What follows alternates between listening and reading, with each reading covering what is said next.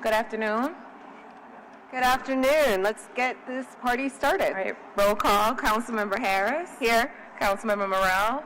Councilmember Willard. Councilmember McCarron. Here. Councilmember King. We have a quorum. Let's go ahead and start with the approval of the minutes from the January 22nd Budget Committee meeting. Councilmember King moves. Councilmember McCarron seconds. All in favor?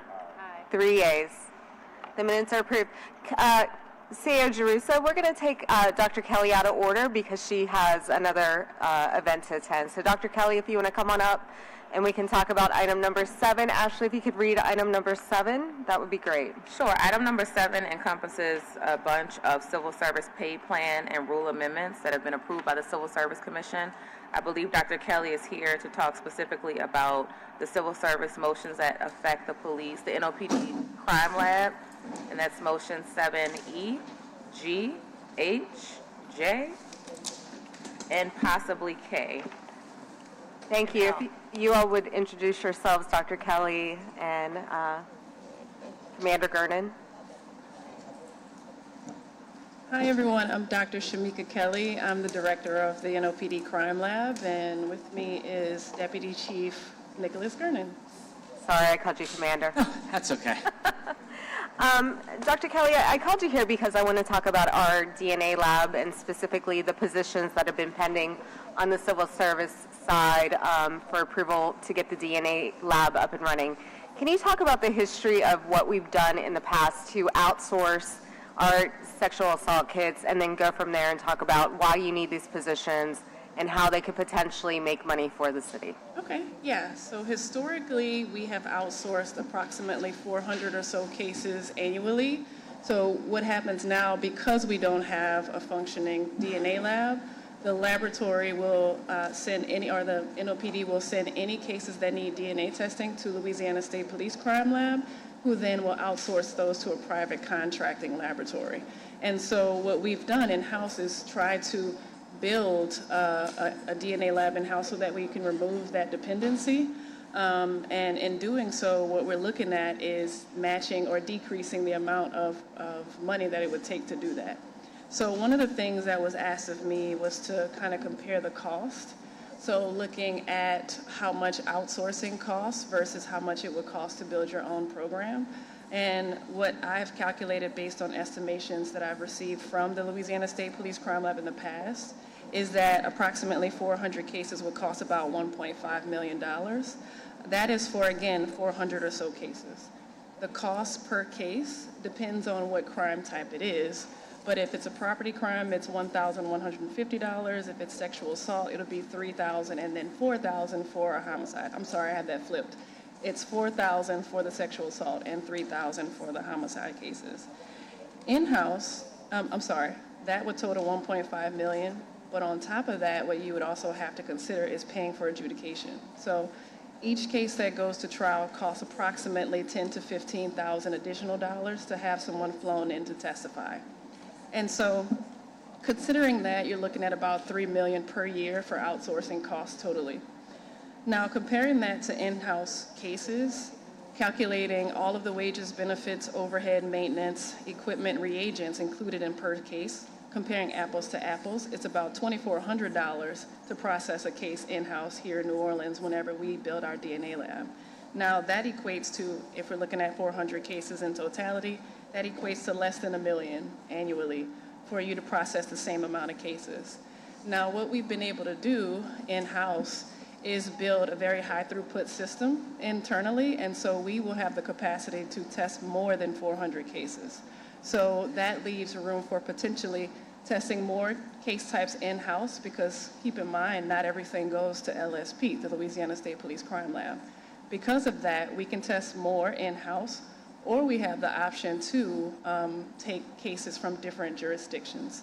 So if we were to do something like that, I've calculated that the total revenue could generate approximately $360 to about $483. It just depends on the model that we build internally, as well as some other contingencies that we would have to have before we even start talking about revenue generating.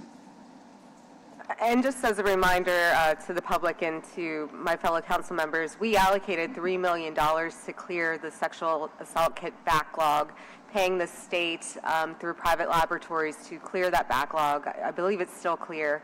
And then there was an additional $1.3 million that Mandy Landry, Representative Landry, and now Mayor Moreno also advocated for at the state level. So we have spent about $4.3 million in order to clear the backlog that was sitting at the state lab. Do we know if there's a current backlog or if that backlog is building back up? So I inquired this morning of our Special Victims Division, and to their knowledge, there is not a backlog that's building up yet. However, supervisors from the Special Victims Division are actually in Baton Rouge right now, meeting with the state police at the Louisiana Governor's Sexual Assault Committee to understand what the future year looked like, what 2026 is going to look like, and what our caseloads might look like going forward. So, I mean, in reality, I could have probably had a better answer for you tomorrow because they're there today getting the information. If you can get that information and email it to each of the council members, that would be helpful. Yes, ma'am. Council members, do you have any questions for Dr. Kelly or Deputy Chief Gernon on these specific positions? All right, my intent is to move these forward at our next budget committee so that we can get them filled. They are not only critical, I think, to safety, but also they are a revenue-generating source of income once we get our DNA lab up and running. Councilmember McCarron. Are these general fund? They are. Do we have an overview of what that looks like as far as how much it's going to cost? Yeah, For the each- general fund, or can we get that before each- the next meeting? Yes, each of those motions with the amount of money annually is in, should be in your packet. Okay, thank you. Any further questions? Yeah, Councilmember Willard? I had a question about whether these were budgeted for, and I'm getting a head shake no. So this would, No, they didn't exist until you guys created them, so they were not going to be budgeted for until they existed, is my appreciation of the process. okay, thank you. Any further questions? All right, thank you all for being here today. Thank you Thank for your you. time. With that, Ashley, you want to get to the regularly scheduled programming? Yes, ma'am. We have number 3, the budget reports for the period ending in December 31st, 2025, and I believe the CAO's office and finance are here to talk about the various reports. And members, this presentation is lengthy. I would ask that you hold your questions until we can get through it, and then we can go ahead and each ask our questions of CEO Giarrusso and his team.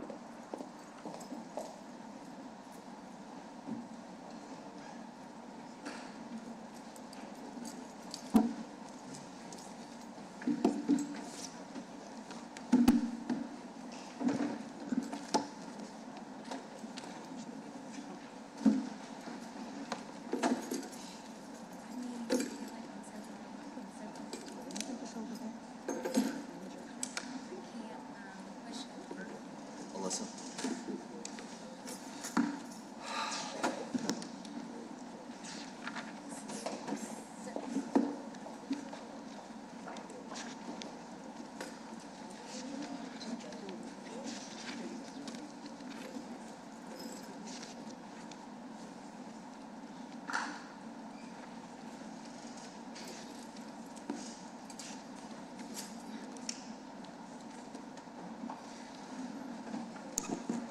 All right, good afternoon. Can you all hear me? All right. The chair is right. Some of these slides, council members, I am going to spend a lot more time on, particularly at the beginning. Some of these slides I'll move through a little bit more quickly. I plan on doing most of the presentation through section 4. We'll probably hand off a little bit for 5 and definitely for section 6, which is more of Alyssa's domain. And I appreciate the time of all the members for meeting with me yesterday to discuss this and the ongoing discussions that we've had. I don't think there's any reason to bury the lead here, which is that the budget situation remains dire. There is a critical issue that the city is facing in terms of having enough revenue to come in order to meet the expenses that are necessary for residents' needs. I will say, too, having gone to a couple of the mayor's neighborhood meetings The biggest thing that we keep on hearing from residents is the same thing that council members are hearing as well. We want to make sure trash is picked up. We want to make sure blight is remediated. We want to make sure grass is being cut. And those are the things that we're trying to do. With that said, without really significant moves by everybody, a true partnership with everyone, the city is at risk of running out of cash again. I think everybody knows about the 2025 spending deficit, as well as the obligation to pay back the revenue anticipatory note that now Mayor Moreno and Councilmember Morrell and I went to Baton Rouge to ask for. The next thing that I have on the slide is slower than expected 2026 revenues. I'm going to take just a pause here to explain that a little bit, which is the property bills this year went out on a schedule that they ordinarily do, which is slower than expected given that we need to pay back the revenue anticipatory note. So one of the things, members, that Mayor Moreno is committed to and working on is reaching out to the assessor so that way we can start getting property bills out a little bit earlier. I do not have the exact answer to this, but my strong suspicion is that people were delayed in paying their property tax bills because you probably got it close to Christmas at the beginning of the year with a shortened Mardi Gras season, and so that likely distracted many people from getting their property tax bills in. I want to thank the council for being vocal advocates for trying to get that money back in. And the other thing, too, that Alyssa is regularly working on, and I do want to spend a second to talk about this, is reconciling, all right? So think about this. She is trying to really do two jobs simultaneously. One is trying to right the ship from what we had before and pointing out the 100 different bank accounts, the fact that we didn't have November balanced as until the end of January. Is that right? December just got closed out today, and trying to do all of the reconciliations and the revenue for things that are coming in simultaneously. So while I can promise you the administration and I are constantly pushing for urgency, finance is one of those departments that is overwhelmed at this moment given the Herculean task in front of it. I mentioned to you already the 100 different bank accounts. Alyssa is sorting through all of those as well, and recovering is simply going to be a difficult challenge for all of us. If you look at slide 4, you can see what Alyssa presented to the mayor and to everybody in our Friday cash management meeting, which is the cash on hand at this point is roughly $27.5 million. That was as of Friday. Obviously, this is a changing number, one that could be higher. I think a couple weeks ago it was 29, it's 27. We expect this number to go up and down as we have to balance paying back the revenue anticipatory note by March 2nd and just the amount of money that we get in and the speed with which Alyssa and her folks can reconcile the money that have been given into property taxes. So if you look at slide 5, collected versus budgeted, you see the fact that only 29% had been collected as of 2/20. Again, some of this is a function of when Mardi Gras we think fell this year. Some of this is just trying to reconcile as quickly as humanly possible given everything that's going on. The other thing is I hope to have an economist hired in relatively short order as well, probably starting after the first REC, though, to give them necessary time.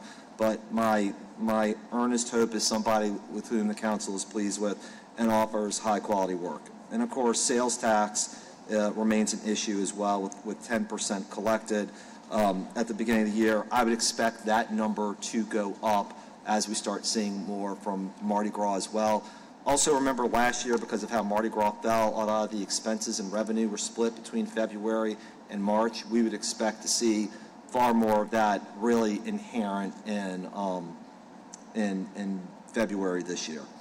So the road ahead, I don't need to spend a lot of time on this. I know that we appreciate the council's efforts to really bring more transparency to this process. I think you'll see at the end of the presentation, although Councilmember Harris mentioned that we have a number of slides introductory-wise, we have far fewer slides for the council in terms of the reporting because we've heard you loud and clear, and we're also going to need your help, as I'll mention later, about streamlining some of this as well. Sierra Geruso, so I've asked my colleagues to maybe hold their questions till the end so that we can get through these. Sure. Can you wait, or do you want to ask now? I can wait. It's a Okay. quick question. All right, great. That's fine. And look, I mean, I think the bottom line here for us, for all of us, is really targeting budget efficiencies, identifying new revenues, reducing expenditures, and managing cash flow. Now, I painted a pretty stark picture to start with, but I think it was important, and this is something that Alyssa has pointed out consistently, so we wanted to share with the council. Part of the problem last year, as all of you know, is that what was reported versus what was actually happening were sort of two different things. And as the council repeatedly asked the questions about overtime spending increase, so we wanted to really show you a budget tracker and what we're seeing right now. Remember that after recognizing the additional revenue at REC, the general fund budget is close to $800 million. If you look at so far what we're spending based on January alone, so I will say that is 1 month of the year, we are projected to be 20 million below. Now, I say projected because there's also, we had to pay $9 million in police retention bonuses that we didn't expect. I think Councilmember Morrell has used the term of art oopsie before. There was always going to be those sort of things, and so obviously having some give in the budget is good, but I did think it was worth pointing out to the council that we are not over budget to start the year, and in fact are looking better.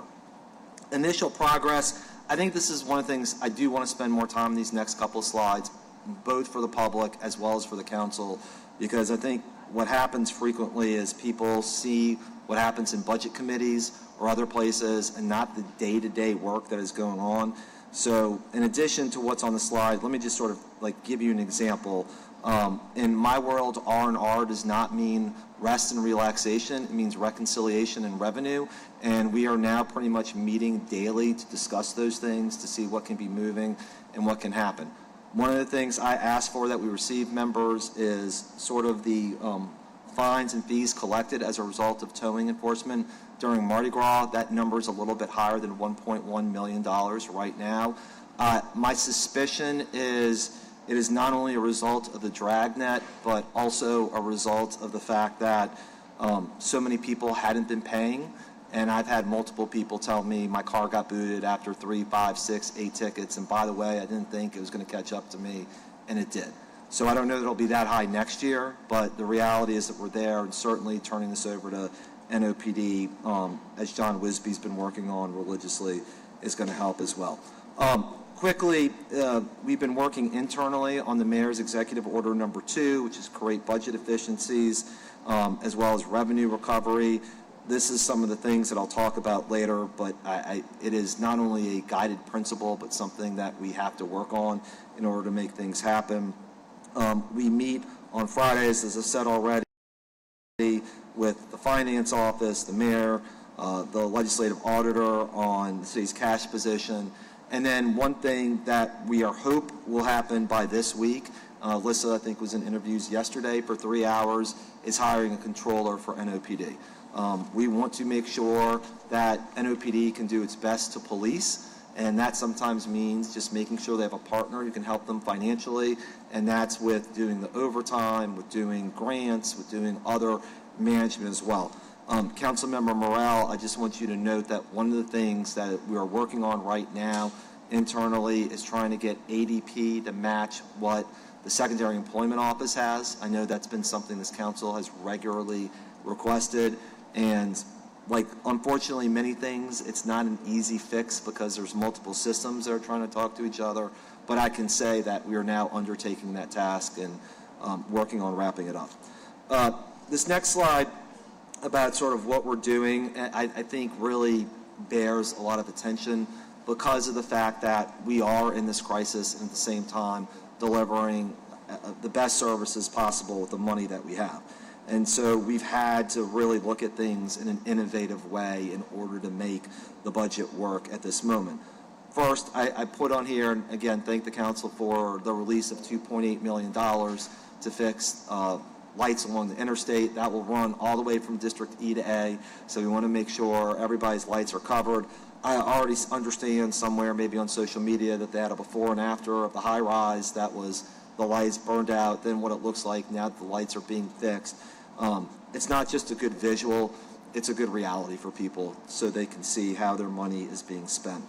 The other thing you all know about, but again, I think that bears consideration, is I've spent a lot of time and will continue to harp on the fact that we don't have as much general fund or operating money as we have, but we actually have a fair amount of bond capacity. And so how do we take things that are general fund money and use them for bonding capacity instead? So one of the things I think the council is going to vote on today is appropriating money for the hiring of 50 new Department of Public Works positions.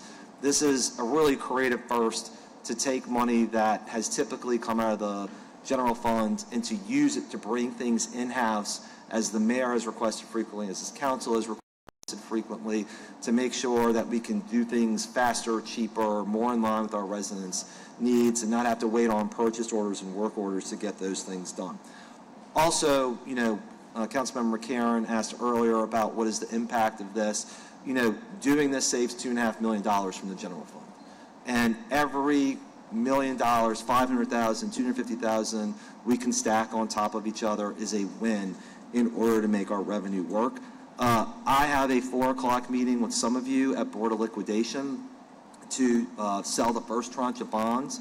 So thank the council again for not only passing that last year, to the voters for approving it, but also working with the administration on what that will look like. In rough terms, for you and for the public, we'll request to sell $30 million in affordable housing bonds to cover affordable housing in 2026 and 2027, sell about $20 million, $21 million in drainage bonds, and then sell the rest of about $180 million, $178 million for infrastructure projects as well. And then just remember that we can go back out and sell more bonds again in 2028 and 2030. So we're a little bit ahead of the 170 curve. We're closer to 180, but given the needs of the city and what you all asked for on behalf of your constituents, we tried to see how far we could push that envelope, and that's where we are. The other thing on here, too, is the mayor has really pushed streamlining services. I think you all know, obviously, about streamlining the Office of Criminal Justice Coordinating, about youth and families. Two of the measures, one of here that's on this slide, is trying to get grants management in a single place. Unfortunately, we have some wonderful grants managers who live in Department A, maybe not as many people in Department B, and Department C is totally lacking. And this is a way not only to make sure that the city knows what it's doing, to bring greater clarity, and also hopefully better process too. Process is slowing a lot of the grants down, and we probably don't need some of our funders to provide their bank accounts to the city of New Orleans in order to get things funded. So how do we make things better, faster, and working for everybody? Spending controls is obviously something I'm trying to look at all the time. One of the things I think we've all routinely heard is how change orders are happening. Now we've revised it so any change order in excess of $60,000 has to be approved in writing by the chief procurement officer, the city attorney, and me. So we're trying to be very clear with departments that do not start work, let me repeat that one more time, do not start work without this, and also do not start work without a signed contract in place. That's happening too many times, and we need to make sure that we're avoiding that. As far as departments, we're trying to avoid all costs where feasible. I think I signed my first general fund allocation for travel, and that's because the registrar of voters needs to get this certification in order to be certified as every other clerk is in the rest of the state. And then the next part we discussed many times is having a much more robust quarterly reporting system. What's important for the administration, for the council, I think, and the public, is not getting to the summer and learning that we have this problem. It's seeing it in real time and making sure that we're working on all of it. The other thing, too, is that we're centralizing our contracting. Again, just like grants, those shouldn't be living in 500 different places. They need to be centralized and with certain forms. And I know particularly all of you and us are tired of hearing it's stuck in law or stuck in a department, and this is a way to try and avoid that, to make it better for everybody who's there as well. One of the things Alyssa and others have pushed on really hard is working more with Hub, our healthcare consultant, on trying to control costs. We are trying to wrap our arms around that. We got an initial report yesterday that shows that the city's costs on healthcare were $19 million higher in 2025 than they were in 24. Right now, what we're being told is, well, that's because of coding issues that have changed, but that's a big coding change. It's not $500,000 or $1 million. It's a pretty significant one as well. Also, some of the claims are significantly high. So what we can do to manage that internally with everybody else with what's going on. Personnel savings, I think you all know a lot of these things about what's happening with citywide hiring freeze and the exemption process. I do want to spend a minute on the citywide furlough, though, because if you all go back and you review Mayor Moreno's new direction plan, it called for furloughs up to $6.7 million, and we're at $4.2 million here. The reason why the number is so reduced is multifold. Number one, some of the positions that were claimed to be furloughed couldn't be. But another significant portion were things for public safety, for revenue generation, for safety and permits, and for equity for people who are making $40,000 or less, or between $40,000 and $50,000. Had we done that, we could have saved the city even more money. But Mayor Moreno is intent on making sure that, particularly for employees who are at the bottom of our pay scale, and for employees who have these super important mission critical things that are being cut. I want to pause and say one thing. I've heard from a lot of folks who are being furloughed, why am I and not somebody else? It's a difficult decision. And I don't want to minimize their contributions to the city of New Orleans, because they are important and they're working just as hard as a police officer or somebody in revenue. And I just want to take a moment to recognize their contributions, that just because you're furloughed doesn't mean you're in the wrong department. It just means we had to make difficult choices, and you wound up in a difficult choice position. As Abby put in the slide, our projected savings on elimination or consolidation is actually above projections at $7.2 million. So that is elimination of a significant amount of positions. And then property management is going to move about $700,000 of its positions out of general fund into another dedicated fund as well. So again, we're trying to save as much as possible. The other thing I would point out to the council too is that the plan called for laying off 75% of the probationary force. The Moreno administration has not engaged in that yet. Mainly because those positions are incredibly important and how much they add to the quality of life for the citizens of New Orleans.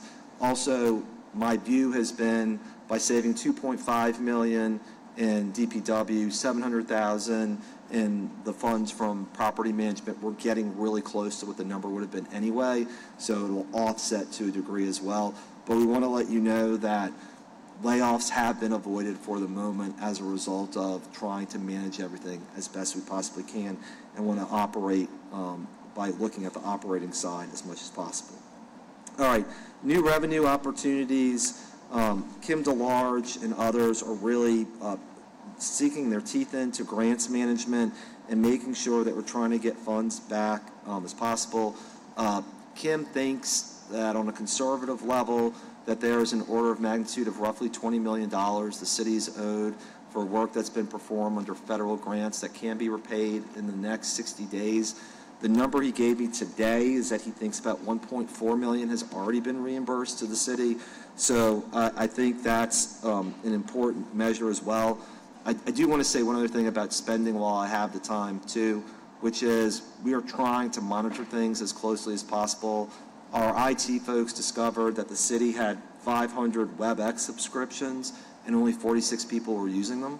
So we got them back to 46, and it was $7,000 a month. And again, $84,000 in a $1.5 billion budget is not the end of the world, but it is emblematic of how we need to make things less bloated and how we can make things work better for our residents without cutting services.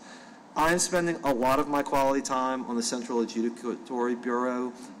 It is really something that is more of a quality of life issue than a true revenue issue. We have too many people who have liens, blighted property, short-term rental fines, traffic fines that just aren't being adjudicated. So my instruction to the departments is for everybody who's eligible, bring 15 of your worst cases first. And we're just going to triage at a point of 15 per each department and just start working our way backwards. My suggestion to them is that their method ought to be the oldest cases, the cases with the highest amount of fines, and the cases that have the highest impact on public safety. So, for example, if there's an apartment complex with 600 people, that ought to be in the top 15. We should be, in very short order, finalizing a cooperative endeavor agreement with Hancock Whitney to provide additional resources to the Department of Finance. Those will be welcome help as well. And I know the council has brought up the issue of making sales tax easier to pay online. John Wisby is working on that right now. I'm also pushing because there's other areas that are hard. Apparently, after a central adjudicatory bureau, you have to wait 30 days and then come back and write a check in order to pay your fines. I see Councilmember Harris shaking her head. That is a problem, and so we need to make sure that systems are set up to make it easier for finance and easier for people to pay bills if they want to. Councilmember Willard said, and I think he's right, that a lot of times people just forget. This isn't being done out of malevolence, it's just done out of forgetfulness or negligence. And so what can we do to make that easier for people and to prompt people in a better way? In addition to the $20 million in one-time revenue, there's these other sources of revenue that we recognize at the Revenue Estimating Conference, and we want to update you on where we are. Out of the $29.5 million from Sewage and Water Board, we've received close to $20 million. Steve Nelson has a meeting set next week with Sewage and Water Board management on the rest of this money, as well as other funds we're owed from Sewage and Water Board as well. On the Wisner funds, we actually projected about $7.6 million of cash on hand, and there's 10.2. We still need to get our 3 quarterly payments, and the lawyers are working through trying to get that federal tax return, and we just need to keep on working on that. The ARPA funds, there's some amount of money that we are seeking back from recipients, but the bulk of it is in-house. Before you all ask, I, and the mayor agrees with this position, is we are not putting the ARPA funds, the Wisner funds, or a significant portion of the Sewage and Water Board receivable towards cash at this moment. And the primary reason is I don't want anybody to get complacent and think we have more money than we do. That is going to be something we save till the very end, till we have to tap money. And I think it is incredibly important to the mayor and to the people that you see at this team, that urgency win the day, and that we're looking for everything possible. John Wisby continues to work with others on building parking and getting to the NOPD. You'll see in the next slide. And then, as you also know, this has been one of the mayor high priorities. They've sold about 46 cars at auction that yielded $65,000. There's supposed to be 2 more sales of about 45 to 50 cars, so you can roughly extrapolate what it's going to be. Parking collections, I mentioned the $1.1 million already. There's a transfer of the parking to NOPD that's well underway. There will be 2 phases of this for the council. One of them is parking and towing with the goal of introduction on March 12th, and then moving ground transportation to April 9th. The consensus, however, was to leave the financial and the clerical personnel at DPW. Our view was that didn't need to be an NOPD function, and so allowing that to remain in-house at DPW with the city worked out to a better place for everybody. We are going to continue to work with our vendor on these issues. We have issued a letter to the vendor in the belief that we are owed additional money under our contract. That's being negotiated as we speak. You can see on here already through 7 weeks of the year, you have almost 1,300 boots that have been deployed and close to $500,000 collected. The other thing that I thought was important is the RFI for the new parking contract was issued actually on Lundi Gras. So this is 45 days for people to respond. We know there's going to be interest. There is interest in it. And obviously, how do we use technology better in order to make sure all that is happening is incredibly important to all of us, and we'll continue to monitor and let the council know what we see through that process. One of the major drivers that got us to this problem with the budget was lack of overtime budgeting in the 2025 budget and lack of management along the way.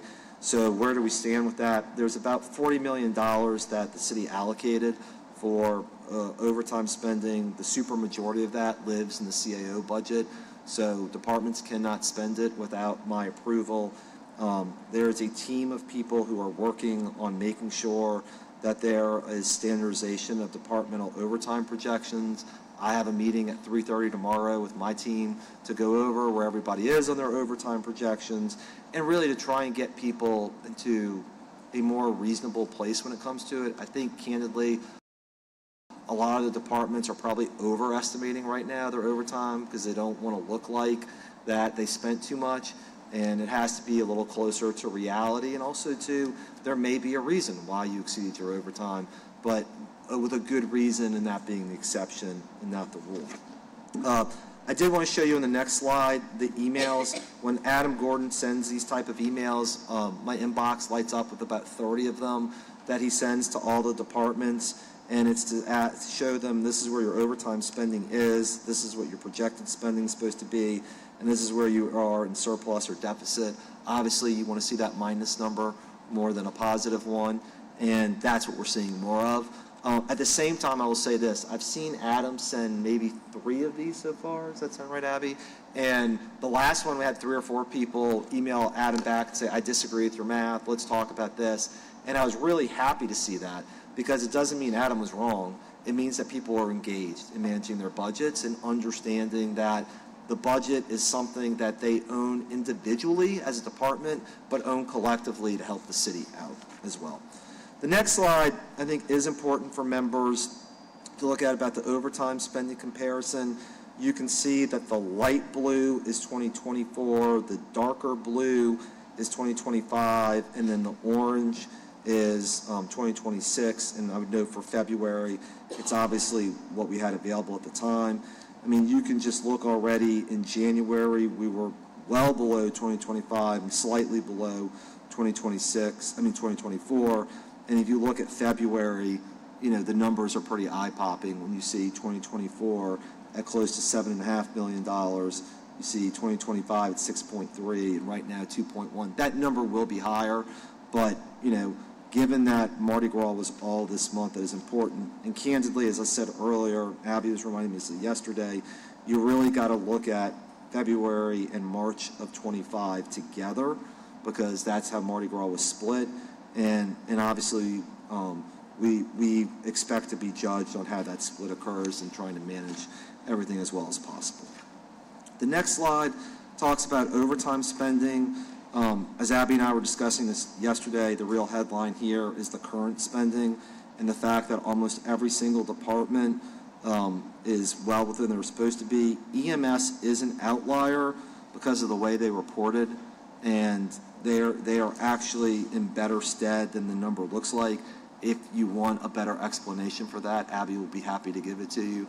But the bottom line is this looks worse than it really is. And by the way, they are in the black, $265,000 when it comes to their overtime spending as of January. So things are headed in the right direction, but it's headed in the right direction because of the regular daily, weekly controls that are being instituted as well. These are some of the overtime on slide 22, approved overtime projections February through May. Again, most departments are doing fairly well when it comes to where they're supposed to be. Obviously, anything that's in red as a 90-day projection is of note for us, and we will continue to manage. I do think, sanitation is just going to be high, given the situation where we are with how much we collect. So, in addition to coming off of Mardi Gras, I don't know that's a big surprise, but we want to make sure we're managing all those numbers and reporting them timely to the council. And again, when we come back in April after the first quarter, we should have a much clearer picture of actuals and how things are trending out. The last thing I will talk about before pausing for questions for the chair, and I know Alyssa will present on the reports themselves, is the dawn of a new reporting era, which is trying to give the council and really the public the reports that you want, rather than getting a stack like this, trying to see things that make more sense, that are easier on the eye, that are easier to read for everybody. So there will be a streamlined revenue collections report. There'll be a streamlined personnel spending projection report. We're going to streamline other operating. The plan is to eliminate FTEs. And the reason for that is, A, that was probably 80% of the packet you were getting in the past. B, it's a waste of a lot of paper unnecessarily, just is. And C, given the fact that we have a hiring freeze, there's just not going to be a significant amount of people unless either you're have an exempt reason why or you're in a category of somebody who should be exempt. And then we're going to streamline fund balance reporting. And then as we have on the slide through Abby and her team, we actually have a new report, not only of executive summaries for the council, so that way you can see everything more easily than not, but overtime spending as well. And then the next thing is just asking for some small legislative changes. One is to remove the requirements for now to complete FTE reports. It's not going to do you any good, really, and it just seems like it's kind of a waste of time. Obviously, we will keep you updated on anything that's significant that happens, and then edit the fund balance reports to eliminate funds with no activity last year. So with that, I know I moved somewhat at a clip, but you all had gotten this yesterday. I think this council knows everything that's happening. I think everybody also knows how significant, serious, complex, chaotic this situation is. And again, trying to have a great deal of sobriety and urgency about how we work through all of this. Thank you. Thank you, CEO. Amy McCarron first, followed by Councilmember Willard, followed by Councilmember Morrell. Thank you, Chairperson Harris, and CEO Giarrusso. I want to go back to the beginning. So it would be the road ahead on page, I guess this is slide 6. Mm-hmm.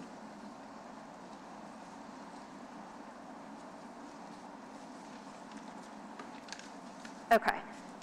Where you say here, all the while the repayment of the RAN requires additional liquidity beyond typical operating expenses, where, if I was looking at the 2026 operating budget, where is that accounted for? Like the repayment and the interest payments? Yeah, I mean, I think that's been something that's been known to everybody that it has to accomplish as part of the operating budget overall. If it's the council's will to amend that, to make that happening, so it's even clearer, we're happy to go through all of that. But at the same time, like, it's been something that we've discussed as part of the process in making sure that the RAN is being repaid and being honored in terms of what our expenses are. But did we put it in the budget to reflect, or how did we did we make additional cuts to make sure that we're paying it, or have the cash available? I mean, I think the whole thing has been how do you balance and making sure the budget is being taken care of with the RAN on top of what it is. I mean, the thing I think that's most important to the council, as you all know, is the budget is a breathing document. And so if we did better, then there are less cuts that would be necessary. If there's things that change, there are more cuts that are going to be necessary. But the reality is that the RAN exists on top of what our other obligations are, and we're trying to manage through all of those on a daily basis and provide as much information to everybody as possible. Okay, so we wouldn't necessarily find it like a specific line item. You're not going to see a specific line item, council Okay. member. But I will tell you this, every night I go to bed, I think about the RAN and what revenue we have on hand. So don't worry, it is top of mind for sure. Yeah, well, especially if we may, additionally need another one that, we may want to consider budgeting for it just to have an idea of, for next year, of repayment and what that looks like. I think it's a good plan. So I'm meeting with PFM on Thursday to sort of discuss where we are. I want to make sure that we have an idea of what that might look like for the rest of this year, because the mayor has said repeatedly that there is going to be another RAN that is necessary, and how we make sure that we're all actively communicating about that. And look, it's part of the reason we've spent so much time talking about the expense side of what we can do. We've also spent time talking about the revenue side. The bottom line is we're not going to be able to cut ourselves out of this completely, and we're going to have to do some things. I know I'm going to ask the council members to look at some fines and fees related to safety and permits and code enforcement and HDLC and BCC, and apparently some of them have been raised in 2011, 2012, 2013, 2014. Larry Barabino, just for, I don't mean to pontificate, but Larry Barabino was telling me tennis during the day at Atkinson Stern is $5. I mean, I love playing tennis, but that is a very low amount to play on very well-maintained clay courts. It's time to probably raise that sum. So what can we do that isn't killing the public? The goal isn't to raise it to exceed what you have other places. The goal is to get more aligned with what 2026 realities are. Yeah, agreed. On the page 7, we're talking about, is this analysis that we're talking about strictly looking at 2026 totals, or did any previous years account for this? My understanding, I'm sorry, my understanding is this is only looking at 2026. Okay, And Alyssa just said yes. okay. So, So am I correct in assuming that it does not include any unfilled positions, for example, like safety and permits director, city economist? no, it doesn't include that. I would say this, though, it's a very fair question, but at the same time, my hope is the city economist and the safety and permits director don't total $20 million. So, but in fairness, you're right. Like, we need to hire some more people in safety and permits. We need to hire an economist. And I think the point of this slide is less of the fact that we're hearing to dunk the ball and say we're done. It's more of a purpose of we are really actively trying to watch things as closely as possible, knowing that there are going to be expenses throughout the year, as you point out, and trying to make sure that we have a safety and permits director, that we have other people that are mission critical for the city. And then what percentage of these personnel totals are non-general fund? I don't know the answer to that Okay, question. but let's see if we you find can out. get back to us for that. We'll have to get back to One you on slide. that, Council. On what slide, council member? Slide 7. 7. This is all general fund. So these are all just general fund? Okay. There you go. Okay. On the budget creativity, page 10, you talked about the centralized grant office. That's going to be under CAO, and then is that going to be led by current office, or would there be a need for a new office and personnel, or how are you handling that? Yeah, it's a good question. The council pushed for and received a revised org chart. I'm going to have to revise the org chart again after only a month and 45 days. The goal is to be able to move those employees who are working on grants already out of their departments and keep them in their places where they are. My hope to council members is to have somebody who's internal rather than having to hire externally, but we'll have to see how we go. The hard part I'm trying to manage here, obviously, and I think we all are, is we don't want to have to spend money unnecessarily. But at the same time, if you can spend money to save money or to even make money, then that's something that we have to explore. But I'm waiting for Kim to come back to me on what the recommendation is on how it ought to look and function. And, I think the most important thing is obviously functionality first, and then making sure we have a level base for what cost is too. Okay. Let me see, a couple more questions. Talked about the transfer to parking. On the overtime spending comparison, I know, so we had a lot of outside agencies that were helping us with Mardi Gras. Do you know how much of an impact the additional agency support played into our ability to have overtime lower during Mardi Gras, and is there like an overall comparison between Mardi Gras overtime with that agency support and like the cost comparison of that? I mean, I don't know the answer to that question. I mean, you have to think most of the people who came here are deputies who are here to support NOPD because there aren't enough officers with the necessary training. I think the total cost was roughly about $4.5 million to the sheriff's office. Is that right? So we obviously are using that as a resource. And the other thing too is, again, trying to manage the departments through their overtime during Mardi Gras. And Mardi Gras is going to happen every single year, so you can't have an excuse of, well, we had overtime for an unforeseen event. And then B, how you manage your hours and work through that as best as possible. I mean, I would just tend to think that if you look at the number of officers, if you had 400 more cops or whatever the number ought to be, times their salaries, times their fringe, times their benefits, you're probably getting pretty close to what we need to spend in order to have other deputies help us. Yeah, but I mean, if we're using additional deputies that aren't requiring overtime, then we should see some kind of reduction in overall costs, is what I'm like I mean, wondering, but. good. One thing I'll just mention is that we use the outside deputies in 2024 and in 2025, so looking at prior. The same amount? Roughly, I think it was a little higher after the terrorist attack, but roughly about the same amount. So when you're Okay. looking at year-over-year overtime spending, the deputies will carry forward. Okay, that makes sense. I think that was it for me right now. Okay, thank you. Councilmember Willard. Thank you. Joe, I mean, I have some questions on the RAND payment. So the 125 is not included in the FY26 operating expenses? It is part of the city's overall plan. It is not part of the budget book per se. So where do we, the budget's like what, 790 million? Yes, correct. So that means we have to come up with an additional 125 plus 5 million for interest. So it means you have to use all the resources that we have in order to start paying off the RAND as appropriately as possible. And that is something that we are working on all the time. Look, part of the reason I'm trying not to release other funds is exactly for that purpose, is to either manage the cash flow as we get later in the year, or to repay what happens with the RAND simultaneously. So it is trying to make sure that we have enough money in hand in order to do those things.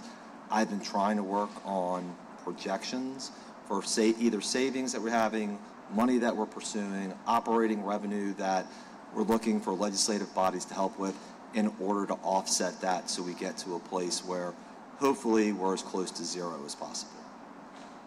Okay. Is there a reason we didn't include it on the expense side? I mean, I think the reason was everybody knew exactly where we were and what happened, and as we're passing the I mean, again, now I'm speaking a little bit as a former council member, is I think the whole world knew exactly what the expense is, and this is not an unforeseen expense. So it is part of what we are managing through our budget all the time and trying to make sure that we are doing, I guess, like really 3 or 4 things simultaneously. Managing our overtime, making sure we're paying back the RAND on schedule, managing our cash flow, getting ready for probably another RAND later this year, and trying to rebuild, reserves and other things as much as humanly possible. Okay. I mean, I would just also, for the record, point out, like, the council is not responsible for creating the budget. It comes from the administration, and it was not included in the last budget. So we can talk about whether or not this council would like to change that to recognize that. I mean, I think it needs to be included as an expense. Yeah. And I was talking to Council President Morrell, and with the charter amendment coming up soon, I mean, in order for us to make payments on it, if that amendment passes, it would have to be part of the budget. I think that makes good sense. So moving on, we had about 27 million cash on hand. Yes. We have our next RAND payment, which is due Friday. I think it's March 2nd. Is that right? There's a transfer, I believe. I'm going to let Alyssa answer Yeah, that. so we made our first payment, I guess it was 2 weeks ago now, and then we have another payment going out March 2nd. So there's nothing that we have to do on the 27th, this Friday? It's already been done. Oh, we already took care of that? That was just moving money to set up for the March 2nd payment? No, there was a payment that was due.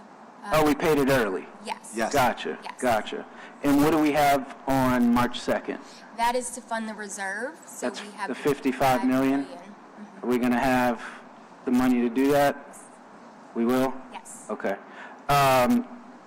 Worst case scenario, what happens if we can't keep up with, one of the deadlines? Like if we have that is 53 million required. instead of the 55? Yeah, so that will be paid. Yeah, so unfortunately, that gets paid before other expenses will get paid. Okay, so that's a priority? Yes. Gotcha. Okay. On the property and sales tax collection slide, I had a question. Is that breakdown year to date, like January 1 through 2/20, or is that for the fiscal year? Like, are we looking at what we expected sales tax collections to be through 2/20 or for the year? For the year. For the year? For the year, yeah. This is our total expected versus what we've received. Okay, all right. So in looking at these numbers, I mean, the property tax has to be alarming, right? Since the deadline's approaching. But on the sales tax side, is that kind of in line of what we expect to be at this point of the year? Yeah, I mean, there is some seasonality in that. So I would, one would say maybe that should have been 20% versus 10%. And I have a note to kind of see if I have percentages along the way for the year. But for the property tax, we reviewed these numbers or these collections against last year's collections, and we're a bit ahead of that in terms of timing. Okay. So I want to make this clear earlier is that it is a difference between what we received last year versus this year, and then also what we received this year versus our budget, right? So we put a budget in place for what we thought we would receive in January, and that is what we're a little behind on, especially in keeping up with the expenses that we have in January and February, right? Okay. So, but for this, I think we're on track. There is, we see the money that is coming in, and we can see in the bank accounts. It's just the reconciliation process to make sure that we can actually move those funds out and into our general fund. Okay. For anybody watching, last day to pay your property tax bill is on the 28th. That's right. So let's get it in. You don't have to pay the penalty. This might be a moot point now, but on the budget tracking slide, you categorize our spending, and right now it looks like we're at $44 million a month on the personnel side, and then $21 million a month on the operating expense side, so $65 million a month. Yes. That's what we're tracking right now. Yes. But that does not include the payback of the RAND. That's what I was going to ask before Councilmember McCarron brought up her stuff. Okay, so that probably should be revised. On the one-time revenue slide, I know you said we're holding off on the Sewage and Water Board, the Wisner, the ARPA funds. I wanted to know if those funds, the 19 million, the 16 million, are those in the budget, the FY26 budget? They are part of the budget. That was part of the $75 million that we added for projections? Yes, Councilmember. And so, again, I want to be clear about this. And Alyssa, tell me if I'm wrong. I think of the 19.77 million received, that was a significant portion of that was used for the retention bonuses. Yep. So there's about $10 million left there. There still should be the $10 million left in Wisner, so that's 20 plus the amount we have on hand that we've earmarked back. So, that's in the neighborhood of $30 million in addition to other funds that Alyssa's looking through right now. And again, the whole point of this is to our discussion earlier about how we're both managing cash flow and trying to repay things in the future. And look, the anticipation certainly that we were going to need another RAN, and this was known to everybody all along. Okay. And then our last line of questions around overtime. So I think you said budgeted $39 million for overtime. Does that include public safety overtime, police, fire, EMS? Yes, it does. So I might get the number slightly wrong, but NOPD is a significant portion of that, I think close to 24, 25 million. Then there's another 5 million of this could happen, so we just want to make sure we have it around. I think the significant next portions are between fire and EMS and communications district, and then the small leftovers potentially for other departments as needs arise. Okay. And so everybody has to come to you to get that approval for usage of overtime? Yes. And they have to do it during Mardi Gras as well? Yeah, well, they're going to come back and they'll show us what their budgets were, and then you work through that budgeting process after they come back and show where they are. And obviously, if there's an overtime problem, you're catching it in real time as opposed to allowing them to overspend, as we saw earlier, and then trying to deal with it back end. Okay. And based on what we have budgeted in actual overtime spend so far, are we looking good there, or? We're Abby's. You can see Abby vigorously. Yeah, shaking her sorry, head. shaking her. Yeah. We're ahead of the game right now. Okay. And again, you know, I will say for the departments, two things I do feel like they've gotten the message on is travel. I'm not really seeing travel requests that aren't grant funded, and on overtime. So those are things where I think the council, together along with Mayor Moreno, have made significant strides in impressing upon departments that you have to manage this in a different way. Okay. And just to be clear, we're under what we were projecting overtime to be so far? Correct. Okay. Thank you. You're welcome. Thank you, Councilmember Morrell. Thank you, Madam Chairwoman. Not to beat the RAN reconciliation to death, because I've been wrapping my head around it. Joe and I, we were both lawyers, not accountants. I don't think it's as dire as it appears, because it's basically a revenue swap. So the 125 million that we borrowed, we're using that money to pay down expenditures that we already budgeted for. So really, what has to be reconciled is any RAN payments that were done before this fiscal year are just dead, because since we're using the RAN fund for this budget year to pay the debts that were due last budget year, that legitimately is money that we did not account for in this year's budget that we paid to get through last year. So we have to reconcile that, and we have to reconcile the interest payment, but it should be a one-for-one swap, because paying the salaries of the police we had to pay anyway. That would have been paid by the collection of the sales tax and property tax that had been done timely.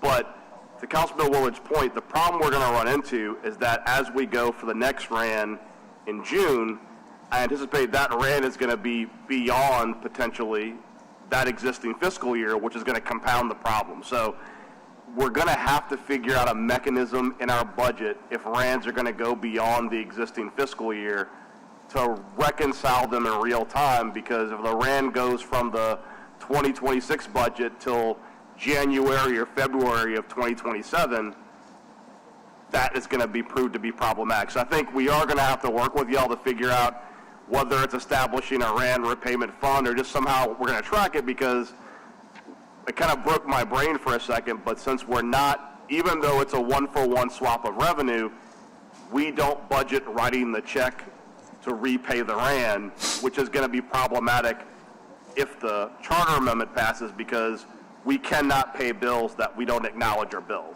So it's going to be complicated, I'm sure, between Abby and Alyssa and everyone else, and Brandy, they'll figure it out, but we're going to have to figure out a mechanism to acknowledge it, otherwise we can't pay it. Yeah. So, Councilmember, 2 points to that. One is, one of the things, too, obviously we'll have a better handle on is what the fund balance looks like as well. Right. You know, so I think obviously you don't want to dwindle that any further, but if we get into a situation, you know what that money is.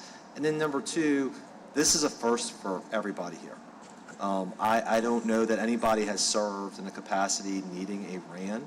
So we're always open to working in a way that makes it better for everybody else. I'd also probably argue the fact that we know that we need another RAN will mean that it gives us more time to work with lending institutions on what repayments look like, what schedules look like.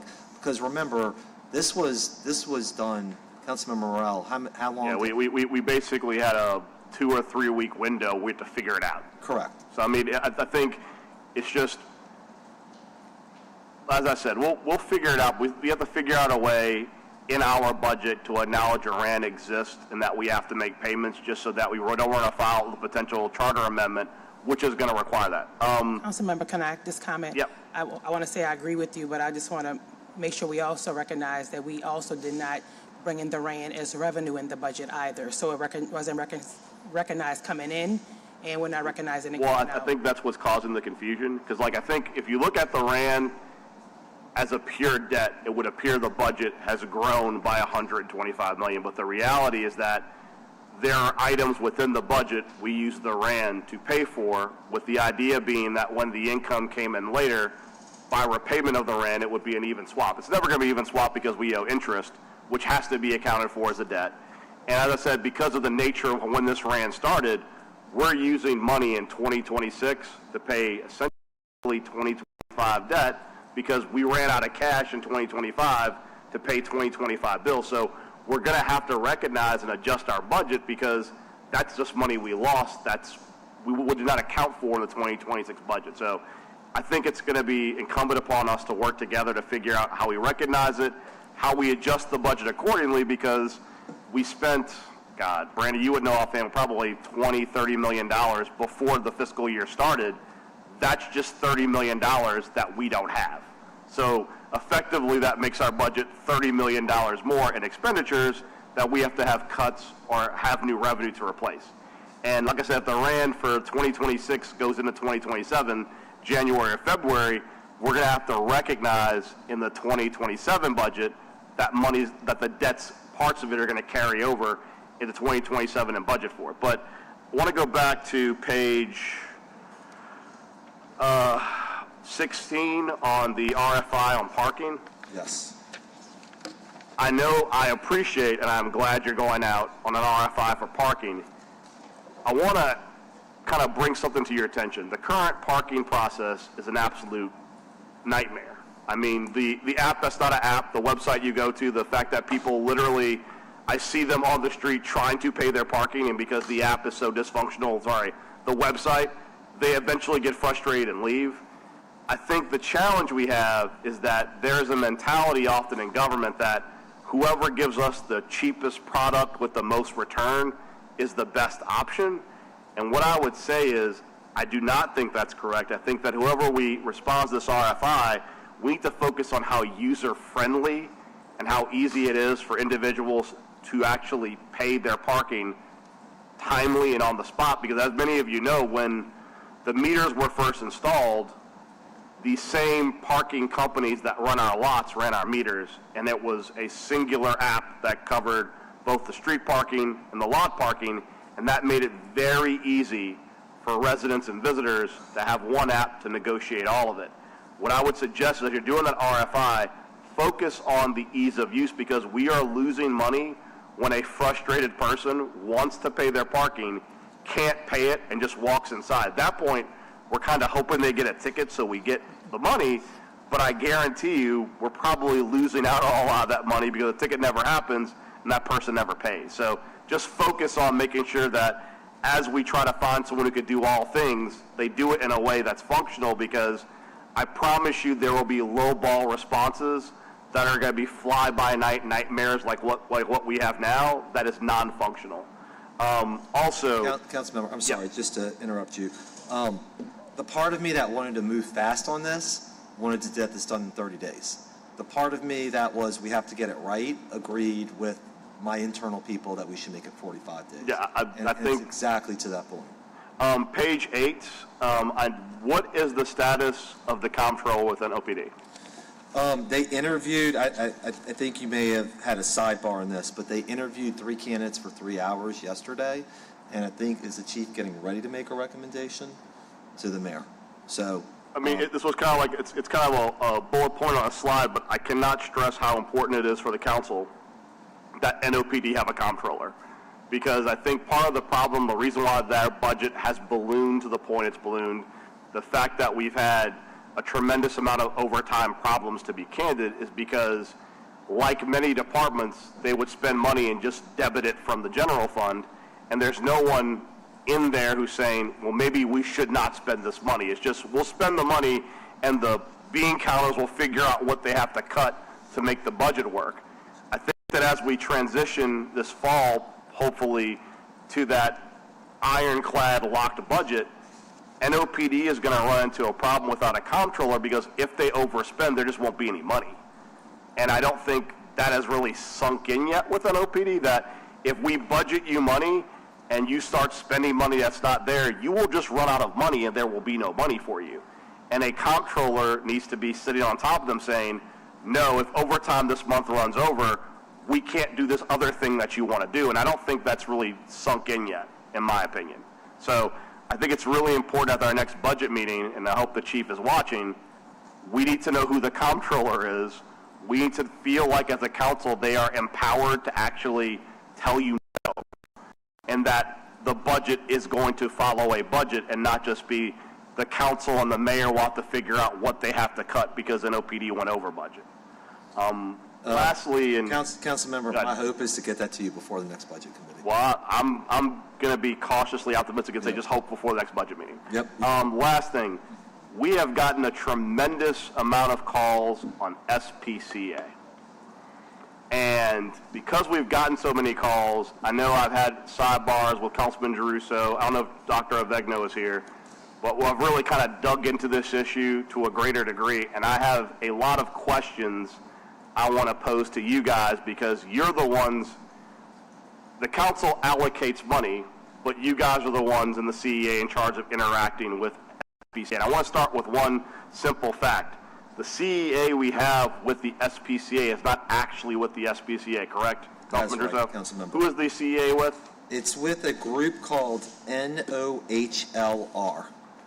And my understanding is the reason why we have it with this, I believe it's an LLC, correct? That's correct, Councilmember. With the LLC is because the SPCA had concerns that when they received public dollars, they would be subject to public records requests, correct? It was to make sure that they were not, as I understand it, subject to public records requests. And I guess the questions I have, one, so as I understand it, because they have the CEA, there is no commingling of funds. So our money that we give them for their specific CEA purposes is separate from their actual budget itself, correct? That's how it ought to work, Councilmember. Okay.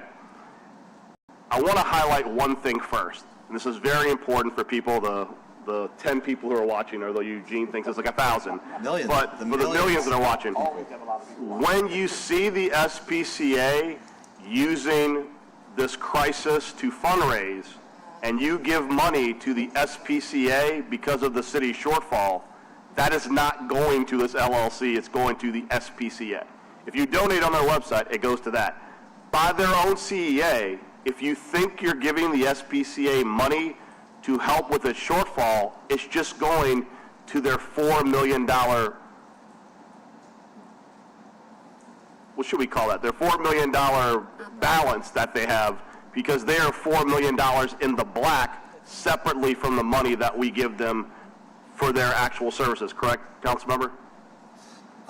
I'm not a council member anymore. Sorry. That is- I apologize. Cross-examine me just like I was one, but yes, you're correct. So I guess what I want to tell the public out there is, if you're donating money to the Louisiana SPCA in Algiers to help with their city shortfall, by virtue of the CEA, it's not going to city services, it's going to their $4 million in money that's sitting on that side of the ledger, not the city side. Unrestricted. Unrestricted. So the reality is that if they really wanted to get money raised to help facilitate and subsidize the city part, they would actually be raising money for the LLC, which is not what's happening. So that's part one.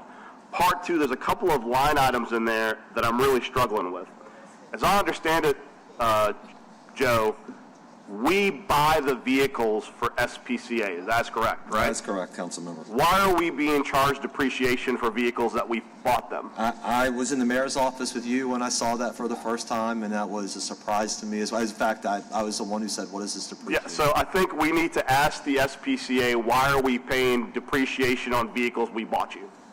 Agreed. I also would like to note that though the SPCA has a separate, very public contract with Jefferson Parish to provide pickup services separate from the shelter that Jefferson Parish runs separately, their scope, their range goes across multiple parishes in southeast Louisiana.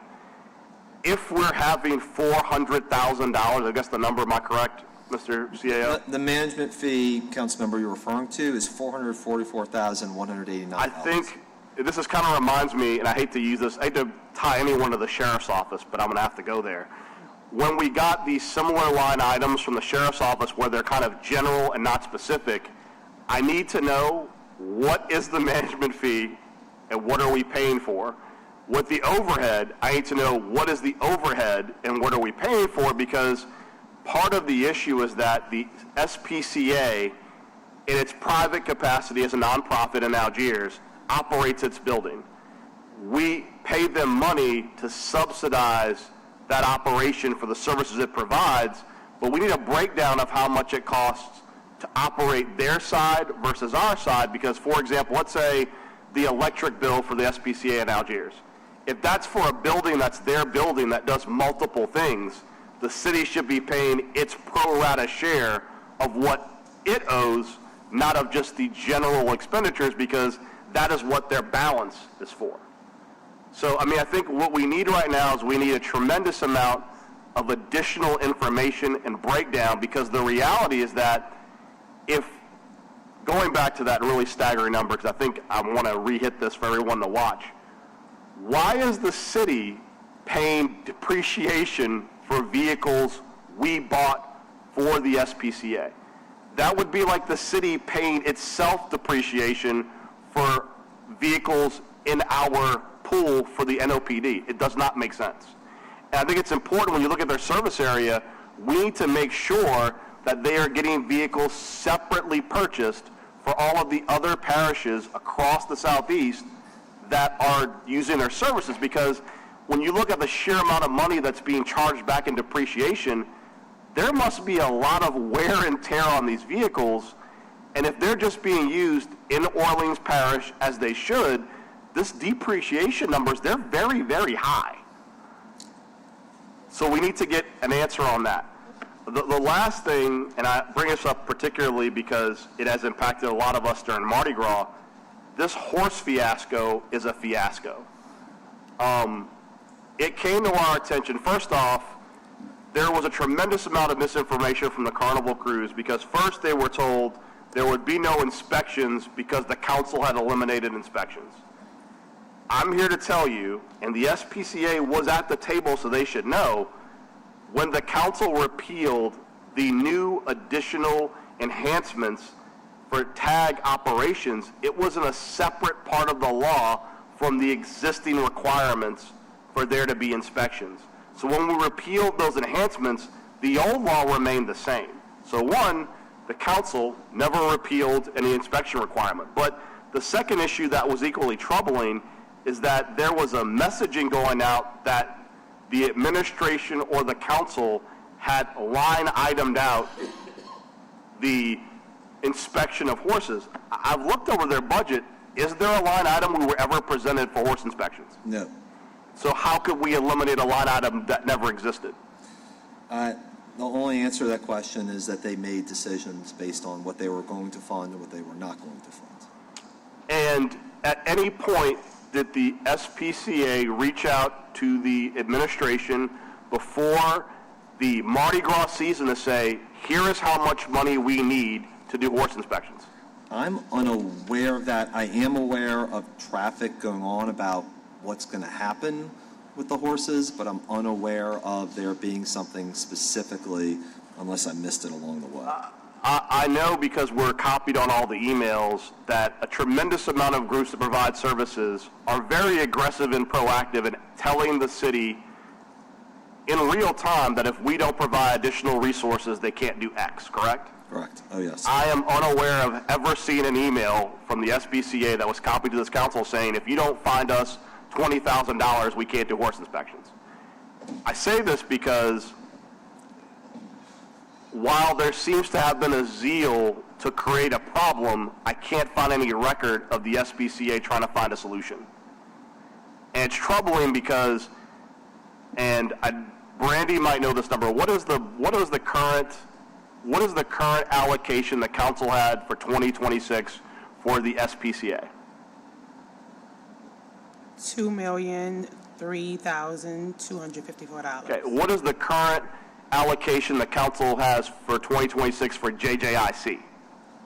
$3.4 million. So I say this because JJIC, if you don't know, is our juvenile correction facility. In a budget crisis, every department in the city of New Orleans had to take a cut so that we could have a solvent budget. Just like we don't want to limit resources to children who are incarcerated, we had to ask everyone to figure out how, working with us, we could do more with less. And while I certainly appreciate that people at the SPCA are upset that they could not get all the money that they were allocated, there are other departments like JGIC, like NORD, like the Department of Health, that also had to make cuts, but didn't try to figure out a way to weaponize the cuts to push an agenda. And we tried working with them, Councilman, but I do want to go on the record with this. So at the Budget Committee meeting in 2024, in preparation for 2025, the SPCA made a request to move forward with increase of the rabies fee. Council agreed. They made no movement on it at that time. The same request was made in 2025 in preparation for the 2026 budget. They had a meeting with myself and former CAO Threat at the end of October last year. Again, it was agreed. And I had another meeting with now CAO Geruso and Dr. Avegno at the end of December. And there was a fourth time where we agreed to move forward with the rabies fee. And Dr. Avegno now is, because they have not moved forward, she is now moving forward, trying to redraft the ordinance. And to be clear, because I've seen the timeline on emails, as far back as December of 2025, this city was trying to work with the SPCA to raise the rabies fee. As recently as February 2nd, Dr. Avegno was still harassing the SPCA to get what the number was they needed. She did not get a response until February 18th. So that is almost 2.5 months after the city has been pressing to figure out how to give them more resources. We finally got a response from SPCA leadership on how to help them. What I'm saying is that as a council, as a city, we share the urgency in solving problems, but in this instance, where the city is trying to figure out ways to help the SPCA help itself, the urgency in solving the problem is on the record one-sided. The city is trying to help solve the problem, and the SPCA is running to the media to say that we don't have the money and no one wants to help us. We're trying to help you. Maybe respond to your emails or answer your phone. Councilmember, may I just put a finer point on that? We're not asking anything of the SPCA that we're not asking of any other department or agency. I mean, I have spent an inordinate amount of time asking people to make sure our funds are reconciled, make sure we're collecting our receivables. How do we raise things that are revenue generating for the city that makes sense? So the idea that SPCA is being treated any differently than any other department or agency is simply incorrect. And to that point, we tried to offer a solution about the rabies tax. Dr. Avegno and I met with SPCA 3 days before Christmas. Okay, so this is something we are taking seriously, want to take seriously, but it's help us help you. Well, and to be clear, because I know that I'm infamous for this, I have the receipts of the fact the city has been actively trying to help the SPCA solve its problem, and pushing those solutions has been one-sided by the city, this council, and this administration.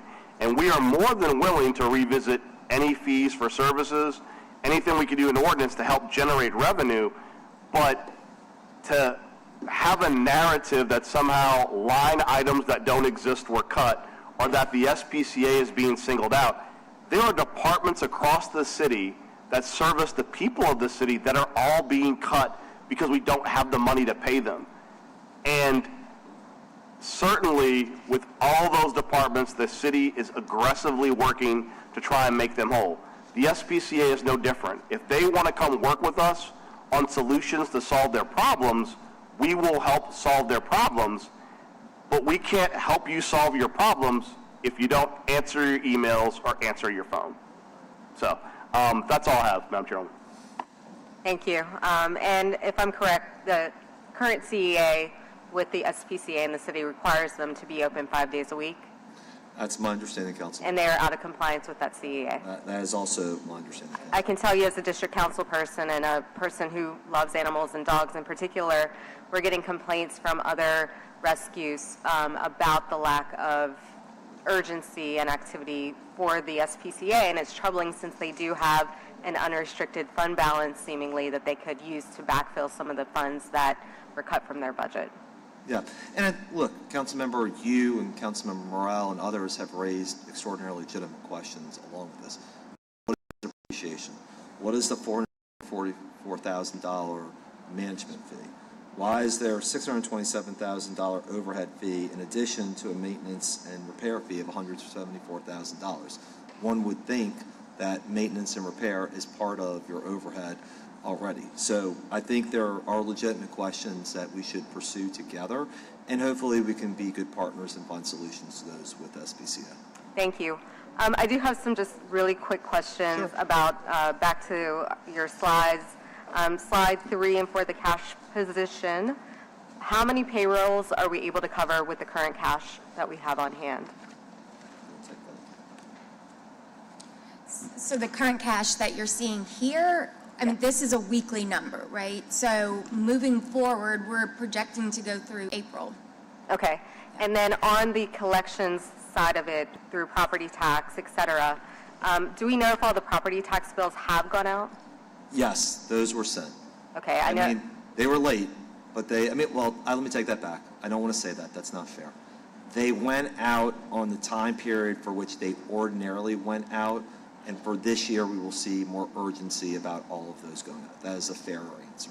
And I see that we have signs outside where you can come and pay your property tax bill right now through a drive-through.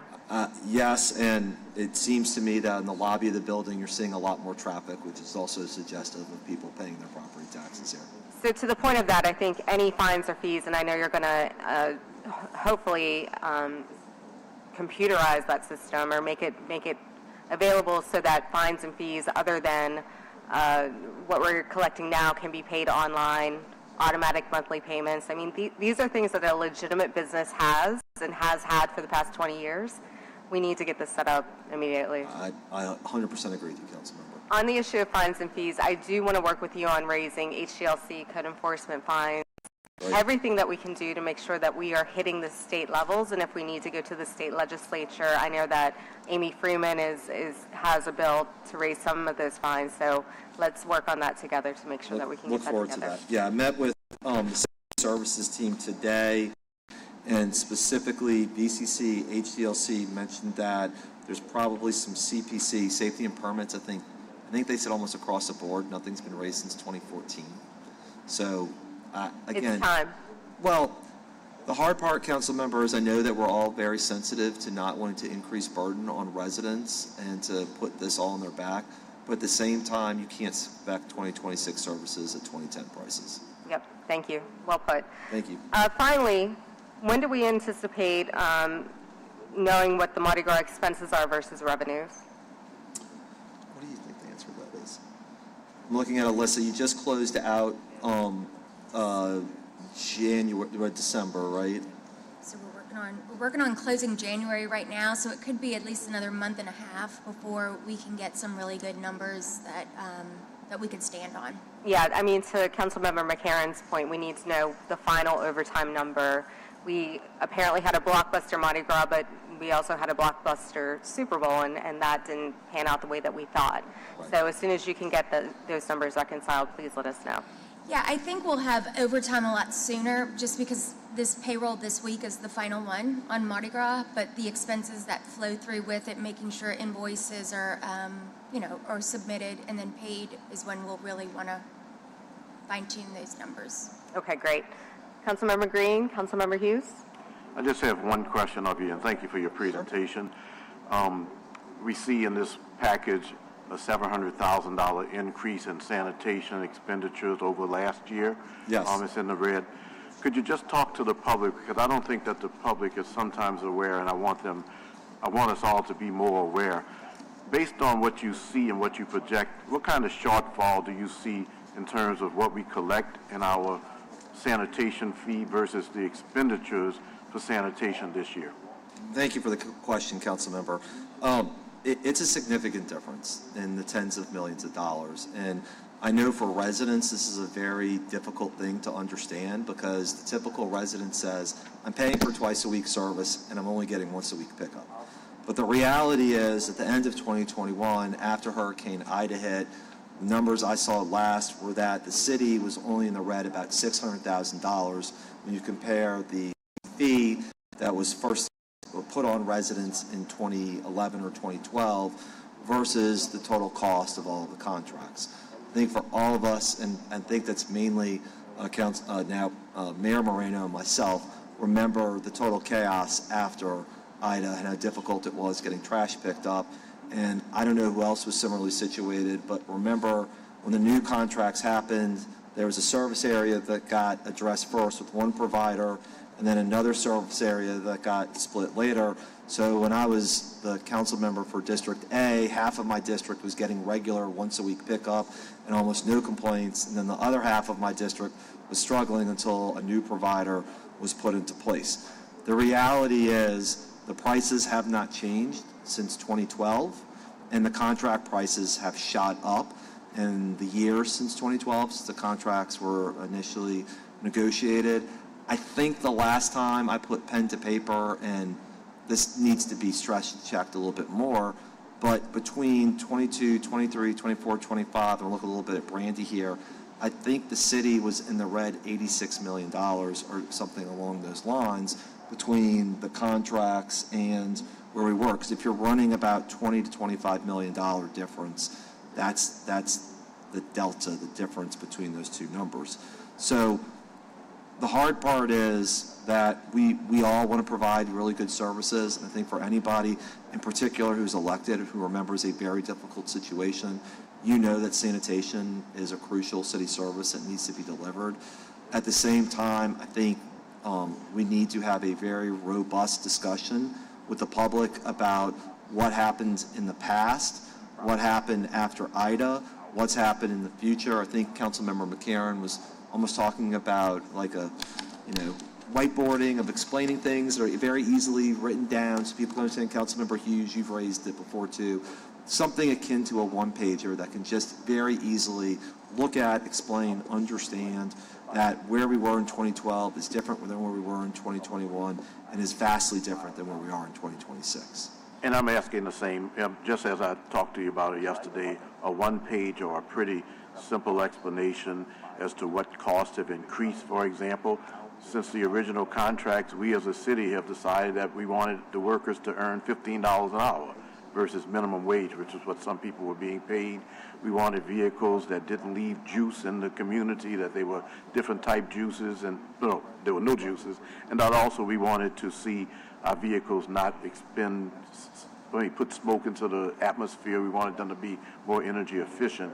And there were some services that I just want to ask you to be as complete as you can, and I know you will be, to the Moreno administration, explaining to the public why we'll be seeing each month, unless we do something about it, a significant deficit relative to sanitation. Yeah, and Council Member, and I'm looking now almost particularly at you and Council Member Hughes, we know about all the issues not only with regular pickup, but how many complaints do your offices get about dumping and tires and other things that ultimately involves the sanitation to clean up as well.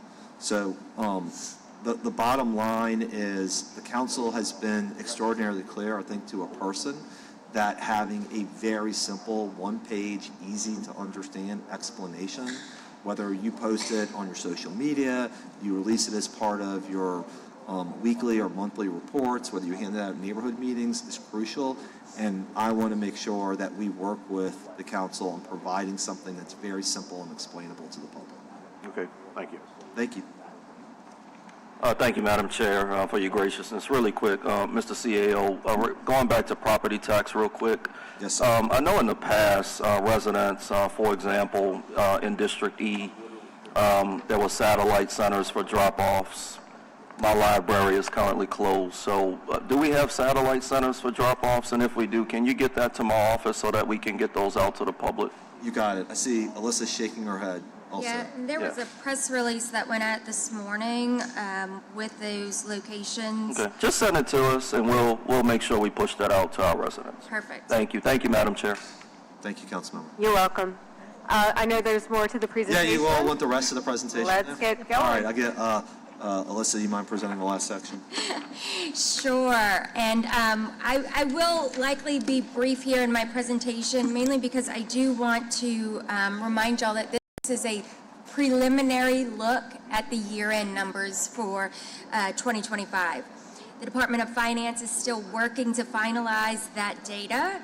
And while these numbers are still subject to audit adjustments, we anticipate that the final deficit to change due to accruals that could be up and down, right? So we're expecting some revenue adjustments and also expense adjustments, and then some grant reimbursement timing. So our goal is to have a complete look at this with the June 30th deadline for the audit.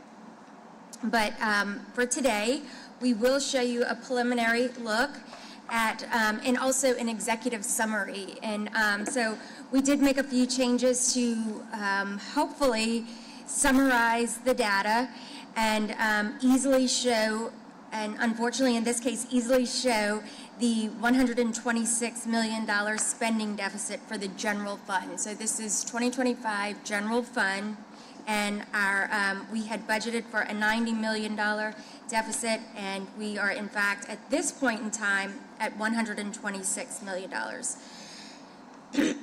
Revenues are just below budget at this point, but we do, like I said, we do expect some further adjustments to come with our final sales tax adjustments for the year. And personnel costs exceeded projections by $72 million, while other operating expenses came in under budget. Total expenses still exceeded the budget by more than $21 million. On the next slide here, we have a visual comparison of our line item revenues versus budget. So the darker blue being the actuals and the lighter blue being the budget. At this point in time of our report, we're just at about 98% reporting, where you can see that biggest gap or change is in the second set of bars in other taxes. So again, as of this point in time, we're at 98% of the budgeted 2025 revenues. And then moving into our spending reports, we have combined personnel and operating costs, again, exceeding the budget by $21.6 million, and this is just a visual of that for us. In the future with these graphs, I would like to present or add an additional column for the prior year so that we can all kind of be on the same page as comparing it to budget, but also comparing it to prior year. And of course, if you like these types of graphs, or if you have any feedback on these graphs other than the one I just suggested, we're happy to make those changes for next month. On the next slide is just a snapshot of the FTE report. It shows that we had a vacancy rate of about 7%, or 345 positions unfilled. And then on the last slide, just kind of sums up and wraps up our year, where we had in 2025, unaudited, I just want to keep mentioning that, but the consolidated general fund balance is now at $60.5 million. So if you remember, we started at $205.6 million. Consolidated fund balance had a deficit of $145 million to leave us at $60.4 million for the year, unaudited. And that completes my report, and we'll entertain any questions. Thank you. Any questions? Councilmember McCarron? I know we just talked about in the previous, I think you were asking the complete FTE reports. I don't think we need to see like the details, the one that was like 1 million pages, but it might still be nice to see the departmental breakdown of the FTE report. Listen, I spoke about that a little bit. I'm going to show her that report so she can see that one page. Yeah, it's like 1 or 2 pages, not the detailed for every single position, but I think it's still helpful for a department breakdown. Is that in our recommendations? Any other questions? FTE report. All right, with that, you are free to go. Go ahead, No, the Councilmember. only thing I wanted to mention is Councilmember Morrell, I've reached out to Deputy Mayor Harrison, who said that the controller should either be in place, according to the chief, today or tomorrow. Oh, wow. So, Good job. all right, thank you. Thank you, all. Theo. Ashley? So we have number 4, the reporting requirement presentation from the Director of Finance. It's already at the table. That's what she just presented. Okay, so we can move on. We can move on to number 5, item number 5. Number 5 is ordinance calendar number 35,336 by council members Morrell, Willard, McCarron, Green, and Hughes by request. It's an ordinance to amend and reordain ordinance number 30,532, Mayor Council Series entitled an ordinance providing a capital budget for the year 2026 to effect the following change to the 2026 capital budget: to deappropriate funds from the Department of Public Works, to appropriate them to the Department of Public Works and otherwise with respect thereto. Council President Morrell, are you handling this one? Yep. Mr. Large, before you leave, in case the council members have questions about Yeah, calendar number Mr. Large, why told this 35,336. this capital budget request? Yeah. And we have another one, 337. Okay, You got it covered? I got it covered. So this is the swap, as I recall, for using the bond money for the street crews, is that correct? Yes. All right. That, I just summarized it, I move approval. Can I get a second? I'll second. There you go, second by the chairperson, all in favor? That's Aye. 3 yeas, 4 yeas, no nays. And just for the record, both ordinances are on the regular agenda for the council meeting tomorrow, so we'll just have to state that the Budget Committee recommended approval. It will That's not fine. appear on consent. I'll move on the next one as well. All right. Wait, this is actually, we'll withdraw that. This is Councilman King's order. Number 6 is calendar number 35,337 by Councilmember King by request. An ordinance to amend and reordain. Go ahead. Oh, ordinance calendar number 30,532, entitled an ordinance providing a capital budget for the year 2026 to effect the following change to the 2026 capital budget: to deappropriate funds from the Department of Property Management and to sanitation, and to appropriate funds from the Department of Parks and Parkways and otherwise provide with respect thereto. It looks like it's moving $750,000 of 2021 bond money. It is for the municipal auditorium. Yes. You can add my name to it, and we can Okay. go ahead and I'll move. We can add everyone tomorrow. All right. Second by Councilmember McCarron. All in favor? Aye. All right. And again, both of these will be reported favorably, but we have to revote on them anyway. Yes. And last but not least, we have number 7, which are all of the pay plan motions. We can go ahead and defer those for now. Alrighty, items number 7A through L have already been deferred to March 12th per the agenda, the regular council agenda tomorrow. So we can just defer M through T to the 312 as well. Perfect. And with that, Councilmember Green moves to adjourn. Not officially a member, Oh, you're not, well, he but I'm supports pleased, it. I'm pleased to be here.